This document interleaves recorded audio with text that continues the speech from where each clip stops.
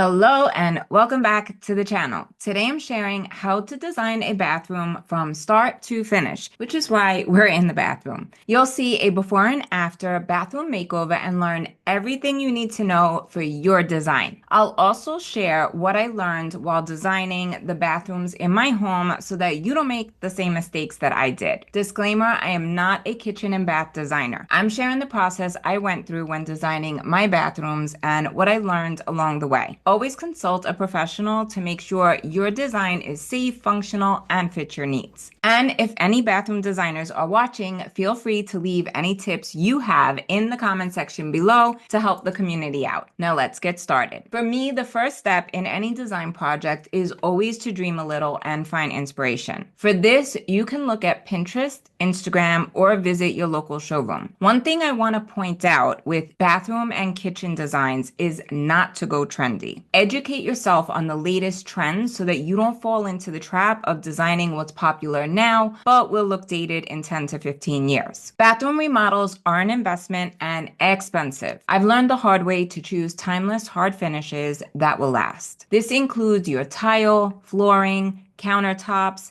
cabinets, and fixtures. Also, be very careful when looking at tile showrooms for inspiration. They're often trying to show a lot of ideas or products in a small area that's not meant to be copied exactly. Remember, the showrooms are designed to market all the possibilities of materials and looks. They're trying to appeal to a wide variety of customers, so there's a little bit of everything on display. This is where they highlight new trendy products, which is what you want to avoid. Add the trends in your home in places that cost less to change in the future, like your decor, pillows, and accent furniture. That said, here's the inspiration I used for this bathroom. When designing any space, I recommend you pull all your ideas into a Pinterest board and then narrow them down to your top 3. This will help you to avoid overwhelm and stay focused. This bathroom was designed at the end of 2020, which was the start of the black and white trend that we're still in. Looking back at my inspiration images now 4 years later, I'm so grateful that I didn't copy any of these designs exactly. Not that there's anything wrong with them, but there are certain details that are very trendy. After you have your inspiration, the next step is to create a floor plan of your bathroom. Even though this is a smaller space and won't have much, if any, furniture, you still need to do a floor plan. It's the roadmap you'll follow and is a must, especially when you're working with trades. Download a copy of the free How to Measure and Create a Floor Plan in the description below for help creating yours. For this bathroom design, I put the original floor plan in the computer. There was a shower and tub combo with a full vanity that went from the wall over to the toilet. When creating your floor plan, note where the lighting, plumbing, and current fixtures are located. Keeping your fixtures and plumbing in the same location is going to keep the cost down. This bathroom was original and not touched when we added a second floor, so it was long overdue. I did everything I could to put off this remodel, from changing the countertop, the faucet, light fixture, to doing Venetian plaster on the walls, painting the Venetian plaster, and even painting the tile floors. When I say I did everything, I mean everything. Once the existing floor plan is in the computer, the next step is to create your new floor plan with any changes you want to make. I say want to make because you need to check with the contractor to make sure that the changes are possible and fit your budget. For a while, I was obsessed with the luxury high-end toilets that come off of the wall. I had it in my head that when we remodeled this bathroom, that was a change that we would make. However, reality quickly set in and it was eliminated from the design. It would have added anywhere from $2,000 to $3,000 more between moving the plumbing, the labor costs, cost of the actual toilet, and the install kit. So many things. When you create your updated floor plan, think about what works in your current bathroom and the changes you want to make. Ask yourself the following questions. What currently works well? What needs improvement? Are there priority items? Can any items be done later? What items will you splurge on? Where will you save items that you're not going to splurge on? Will any items be reused? For example, we reused the toilet that we had because we only bought it a few months ago. What new items are needed? For this bathroom, we changed the tub shower combo to a walk-in shower because we had added a bathtub on the second floor. I also wanted to change the full-length cabinet to a freestanding vanity with a rectangular undermount sink. Centering the vanity on the wall only changed the plumbing by a few inches, so the plumber said that it was okay because I did double check with him. Before the remodel, this was a one-story ranch, so this was the only bathroom in the house, so it needed to have a lot of storage. It even had a built-in hamper for towels. For a while, we used it as an Airbnb bedroom-bathroom combo, but now we just use it for family. We wanted it to feel more like a hotel or a guest bathroom. Most hotel bathrooms have an open bottom vanity, and that's more the look that we were going for. The other change we made was the lighting. The original overhead vanity light was changed to sconces on both sides of the mirror. The next step was to decide on the tile, which is a hard finish and not changing anytime soon. So it's a very important decision. In a bathroom, the tile selection helps determine the color palette, so it can make or break the design. Having learned my lesson the hard way, I knew I wanted white subway tile for the shower walls. It's about as classic as you can get, and I was going for a timeless but updated look. Just because you go with subway tile does not mean that your bathroom's going to be boring. There are actually so many subway tiles to choose from, and I probably looked at all of them. I ordered samples of anything I liked online, and I suggest you do the same. You can also go to your local store and pick up samples. You want to look at all the materials in your home and lighting to make sure that everything works together before you place an order. Next, I look for the black hexagon tile that was in my inspiration images. For this, I searched Tile Bar for hexagon tile and found these options. If you have an image and don't know where the tile is from, you could take a screenshot and then do a reverse image search. This will give you a starting point to find where you can buy the tile and get the best price. I ordered different sizes and colors because I like to see all my options in person. Aside from the main floor, which would be the larger hexagon pattern, I also ordered the smaller 1-inch hexagon tile for the shower floor. This is something I learned the hard way. I was told after the fact that your shower floor tile should be 2 inches or less, otherwise it can crack, which is exactly what happened in our upstairs master bathroom. The other thing I want to mention is that if you're not doing a mud floor, which does raise the height up, you want to use porcelain tile. It's stronger than ceramic tile, which can crack without the mud floor underneath. For this bathroom design, I have subway tile on the shower walls and wanted contrast on the floor. Another approach if you're designing your bathroom is to choose the tile from the same suite or collection. For example, this collection has an 8x24 polished porcelain wall tile that you could pair with the 12x24 matte porcelain tile. On the floor, you want a matte finish so that it's not slippery. This is for safety. If you're using a mosaic tile with a lot of grout lines, then you could get away with a polished tile, but double check with your tile supplier to make sure that the one you choose meets safety standards. That's exactly what we did in our second bathroom to cut down on the costs. By choosing one tile collection, you could also get a 1x1 mosaic that you could use on the shower floor, or you can pair it with this pebble rock mosaic for added interest and dimension. In a smaller bathroom, this is a great approach because it's light and airy, which will make your room appear larger. Whatever tile you choose, just make sure that there is always a matching bullnose, which has a curved edge on one side so that you have a finished look. Also, be aware that if you choose to tile your walls halfway or paint with wallpaper above, that will be an added cost. I have an entire blog post that I linked below where I go into detail on the grout color for this bathroom. To keep it short and sweet, I went with warm gray, ready mix unsanded grout by Maypie for both bathrooms. Not sure if I said that right. The walls and the floor are the same grout color. A lot of people have issues going with light grout color because over time it can get dirty. But if that happens here, I could always stain the grout color to be darker. We'll see what happens because the Maypie grout is not cheap, so it should hold up. I also went with very thin grout lines. The subway tile is 1/16 inch and the floor tile is 1/8 inch. If you go with wider grout lines, you'll need sanded grout. You can confirm what's best for your space by checking with your installer. Once I had the tile samples, the next step was to create the design mood board. This is the fun part where you get to try different ideas and bring your design to life. I had inspiration with two-tone hex floors,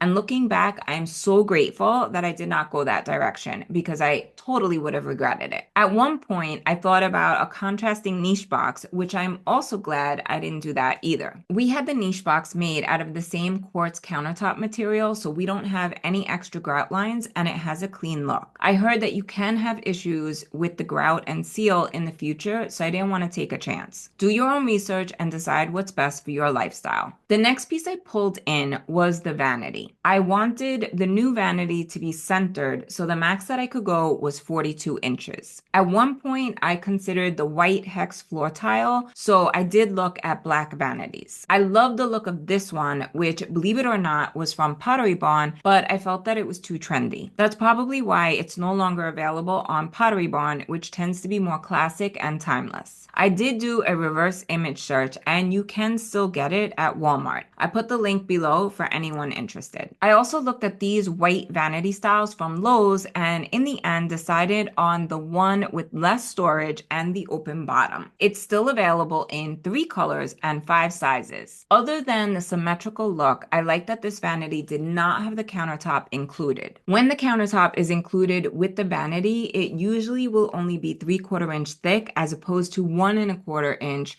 when you have it made. It also has pre-drilled holes, which can limit your faucet selection. I wanted a consistent look, so the countertop, 4-inch backsplash, shower sill, niche box, and door threshold were all made out of the same quartz material. The only thing I did want to change on the vanity was the silver handles because I was going with the black, white, and gold color scheme. I looked at several handle options, but in the end, I just spray painted the silver ones black and added gold rub and buff. 4 years later, and it's actually held up pretty well. This was a simple change, so don't let the handle color on the vanity stop you from buying the one that fits your space best and budget. I'm going to show you underneath. We have an exposed trap on the vanity, so we did change that to gold because otherwise normally it would just be silver.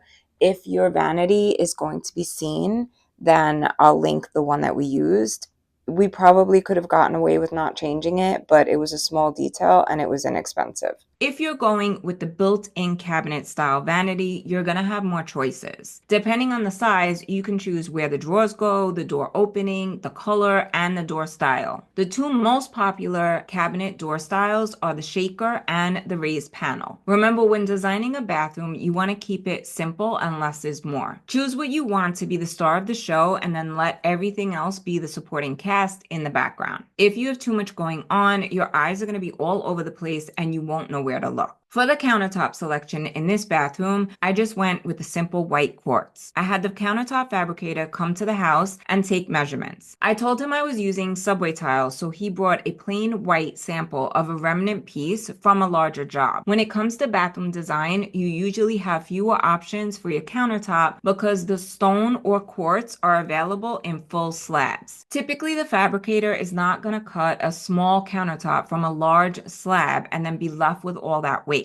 To give you an idea of the variety in colors and patterns that you have to choose from for a countertop, these are a few samples from Cambria Quartz, which is a high-end to-the-trade designer brand. This bathroom has a lot of grout lines, even though we went with the larger 4x12 subway tile. There's also pattern with the hexagon floor tile, so I wanted the countertop as simple as possible. It's just the plain white and there's no veining at all. To give you another idea, if you're designing your bathroom, if we went back to the bathroom concept of using the same tile on the floors and wall, you could do something more like this. The bathroom will be all white with the subtle touches of gray in the tile, and then you could pair that with the pebble tile for the shower floor. For contrast, you could go with a navy cabinet with a raised panel door and white and blue Cambria quartz. It's important to look at the entire quartz slab when making your decision. The sample piece is meant to show you a small section of the larger piece. For example, this one is a condensed area of the larger slab, but there's a lot more white, which you wouldn't know from just looking at the small piece. So keep that in mind when you're choosing. If at all possible, look at the full slab or remnant in person. You could ask to have a picture sent to you,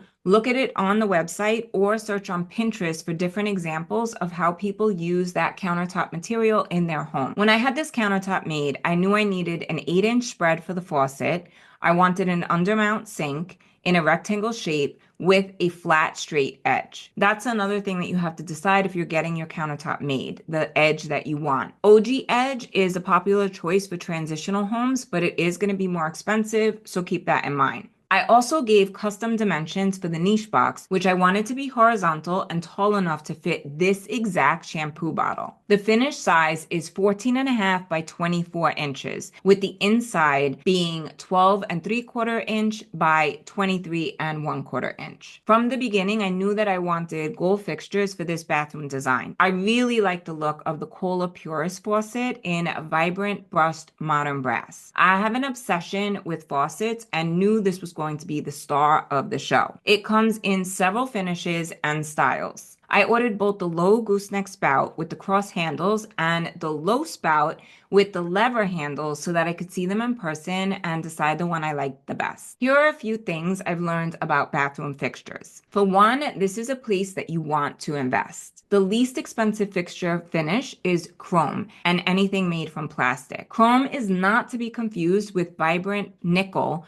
which is more expensive and has a high-end look. To give you an idea, we did a second bathroom after this one and used the chrome finish throughout to keep the cost down. It came out beautiful, but only 3 years later, we had to replace the magnetic shower handle valve lever that controls the hot and cold water. That involved changing the shower body behind the tile in the wall, so the tile had to be removed and replaced to install the new handle. The other reason you want your faucet and shower fixtures to be the same brand and finish is so that they match. If we look at the Purist collection on the Kohler website, there are so many matching options. By sticking with one collection and finish, it's going to make the process go much smoother. You may be tempted to cut costs and mix and match, but don't do it. The time that you'll waste trying to get things to match is not worth it. In my bathroom, I went with the Purist faucet and shower system. When it came to the shower, there were so many options. At first, I looked at the rain shower, but I learned that the water pressure wasn't going to be strong enough to wash my hair. So I would still need the wall-mounted shower head to make that work. Then I looked at the wall shower head and bar with the detachable hand shower, but the cost would have been double. This space is also not that wide, so there would have been 2 valves plus the 2 shower heads in the bar, and it would have looked cramped. So in the end, we just went with the bar handheld shower option, which turned out beautiful. I heard that wall-mounted heads give you the best pressure,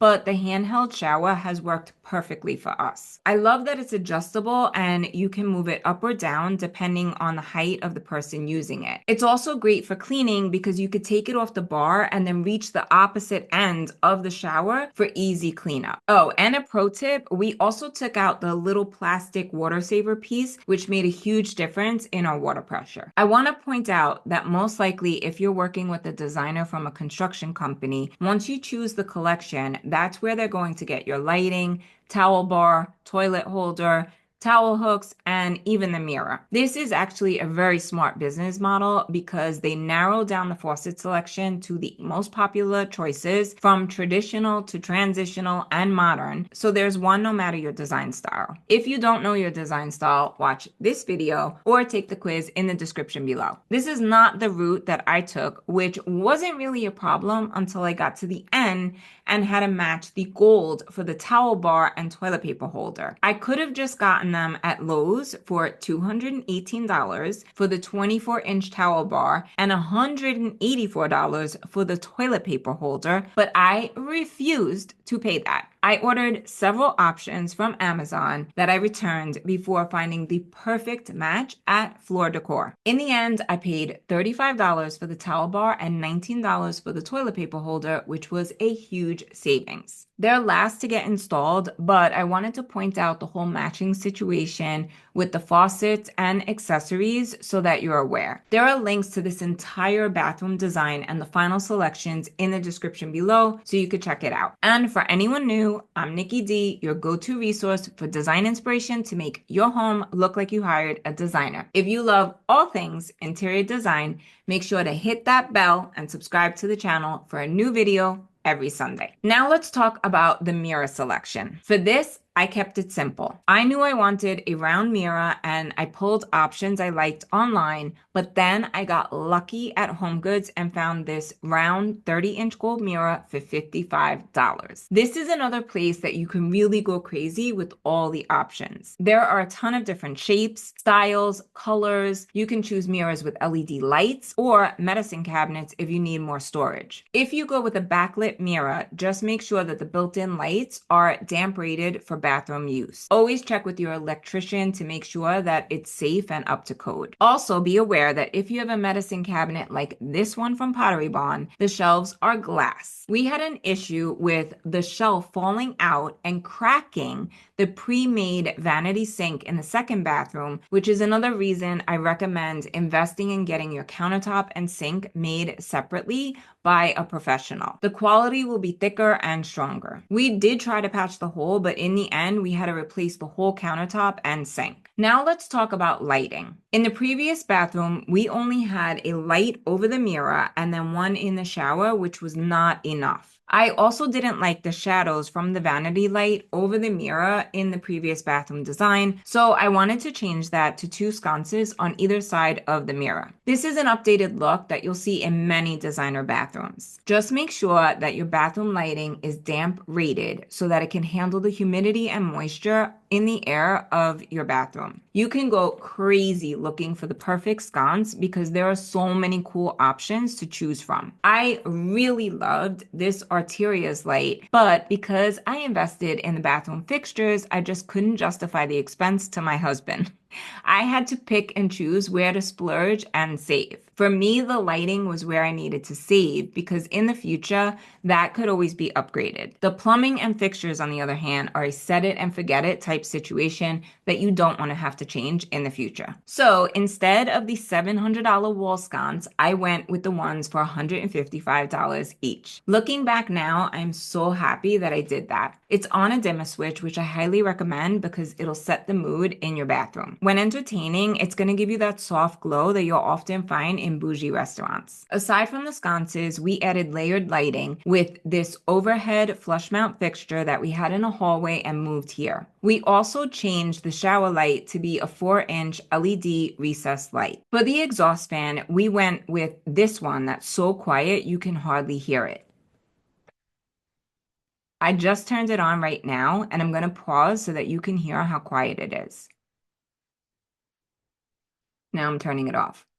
It's called the Whisper Exhaust for a reason. In the second bathroom, we have a Whisper exhaust with the light, which is nice because there's less cutouts and things going on in the ceiling. You could even get the Whisper exhaust with a light and heater, which may be all you need to heat a smaller bathroom. Now let's talk about the least sexy part of the bathroom, the toilet. Although I would argue that the wall toilet is actually very sexy. When it comes to your toilet, the 4 most common choices are: 1, the round bowl, which is good for smaller bathrooms. 2, the elongated oblong bowl, which is comfortable and best for larger bathrooms. 3, the low height toilet, which is best for children or smaller individuals. That's going to be great for family bathrooms. 4, the comfort height or high toilet, which is going to be similar to the height of a standard chair, so it's easier to stand up. That's going to be great for older people or accessibility. For this bathroom design, we went with the elongated high toilet, which does take up a little more space. In our master bathroom, we have the low round toilet, and I really notice a difference now and want to switch that out. It comes with a standard silver handle, but I can actually get a matching gold Kohler handle. I just have to see if it's interchangeable because this is a Delta toilet. I'll keep you updated if I make that change. You do need to have a minimum of 30 inches of space for your toilet, so keep that in mind when you're planning your design. Now let's talk about the paint selection for this bathroom. We used Benjamin Moore Fresh Start Primer to prep the walls. Then we used Benjamin Moore Aura Bath Spa in Simply White OC 117 in a matte finish for the walls and ceiling. I wanted to keep it clean, simple, and white. Another place I do not skimp is on the paint. Always use Benjamin Moore quality paint because it requires less coats and is more forgiving. I want to point out that wallpaper is currently trending, and if this is something that you're considering for your bathroom, either above a half tile wall or a full wall, just make sure that it is vinyl.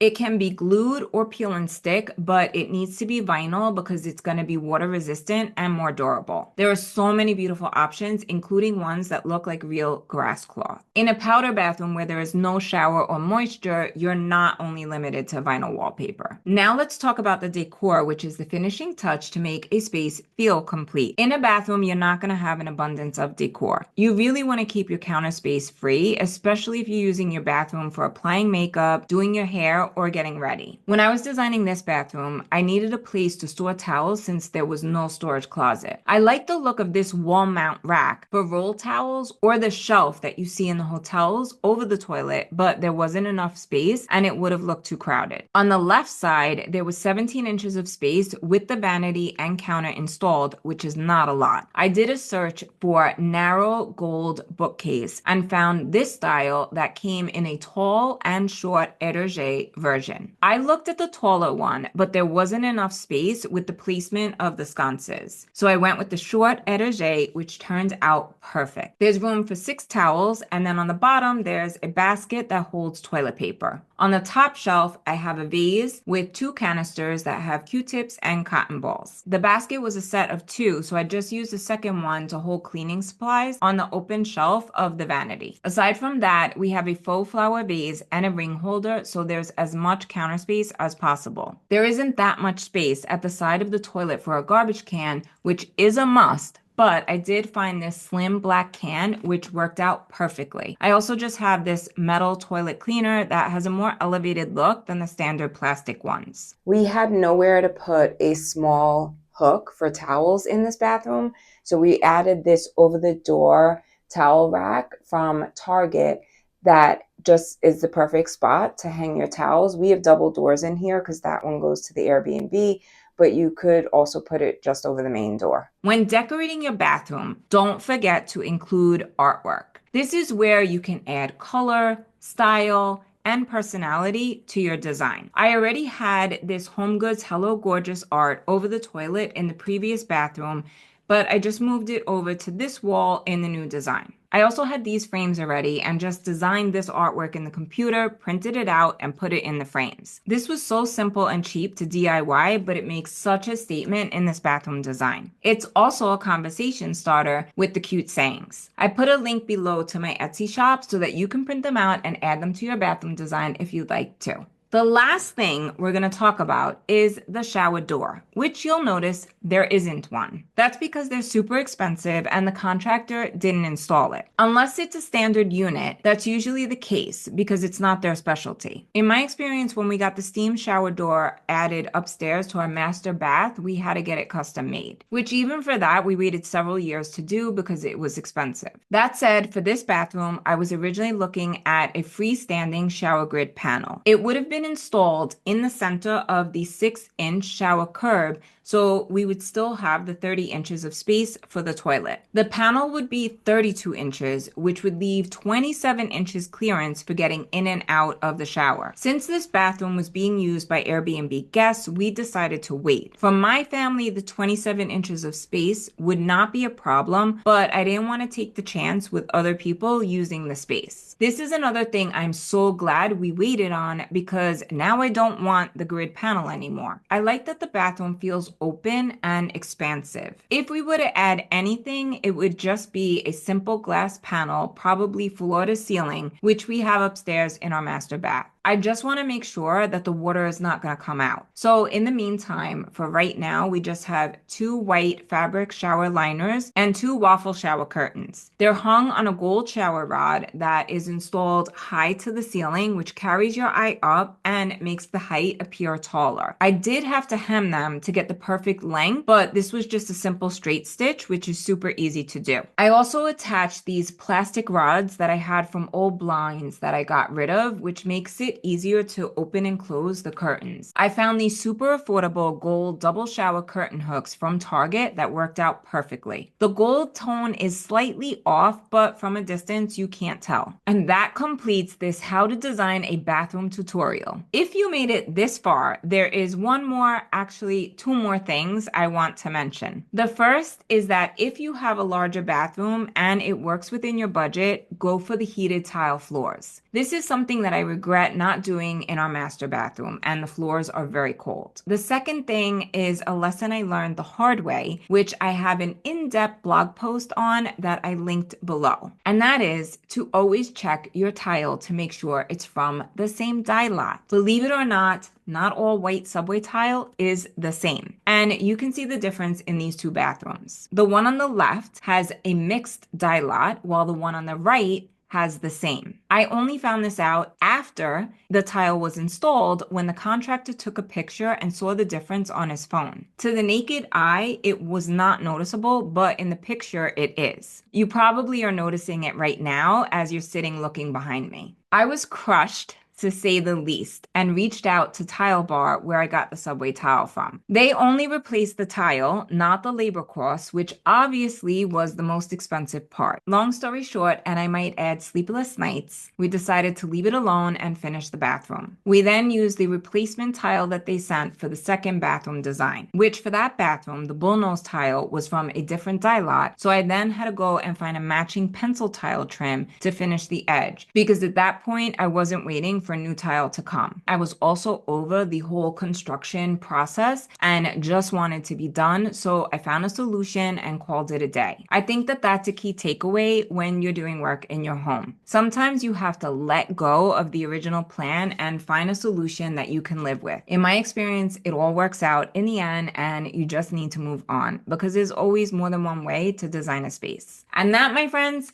is a wrap. You now know the complete process I went through step by step to design this bathroom and everything I learned along the way. I hope this gives you ideas and inspiration to design your bathroom and you avoid the mistakes that I made. Let me know in the comments if this was helpful and any design dilemmas that you currently have. If you love this type of video, then you'll love my course, Design a Home 101. It's a step-by-step guide that goes through everything you need to know to make your home look expensive and like you hired a designer. From finding your style to adding the finishing touches that make a home feel complete. Click the link in the description below to learn more and sign up today. You'll also find links to everything shared in today's video, including my storefronts and LTK shop. There's also a blog post with all this information that you could save to Pinterest and refer back to at any time. Lastly, if you enjoyed today's video, please give it a like, subscribe to the channel, and share it with a friend. For more design tips and inspiration, check out this video next. Love you all so much, and I'll see you next Sunday. Until then, happy designing.